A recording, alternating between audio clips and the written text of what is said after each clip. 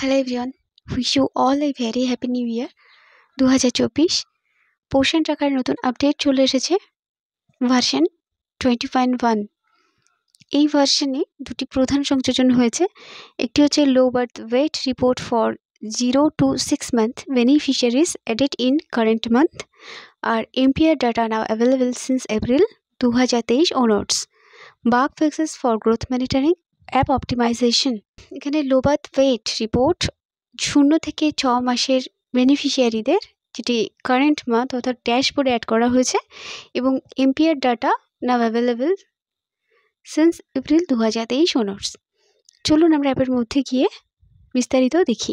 এই নতুন আপডেট সম্পর্কে দেখার আগে আমরা একটি গুরুত্বপূর্ণ বিষয় দেখব, যেটি আপনারা অনেকেই আমাকে জানিয়েছেন যে AWC ফটো ক্যাপচার নিয়ে আপনাদের বিশেষ সমস্যা হচ্ছে।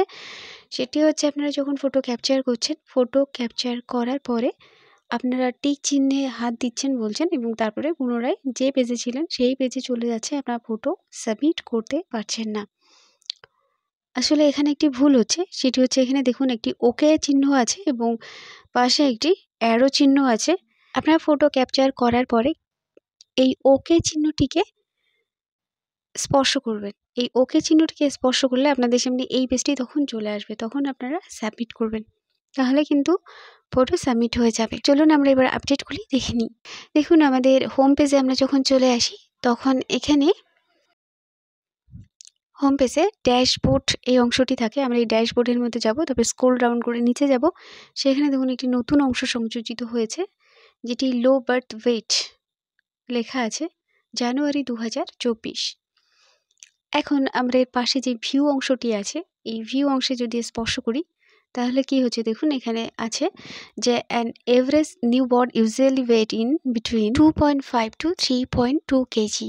অর্থাৎ একটি নিউবর্ন বেবির 2.5 কেজি থেকে 3 কেজি 200টি নর্মাল ওজন হয়ে থাকে। জন্মের সময় একটি শিশুর ওজন যদি 2.5 কেজির নিচে হয় সেক্ষেত্রে ওই শিশুর ওজনটিকে লো বার্থ ওয়েট হিসেবে ধরা হয়।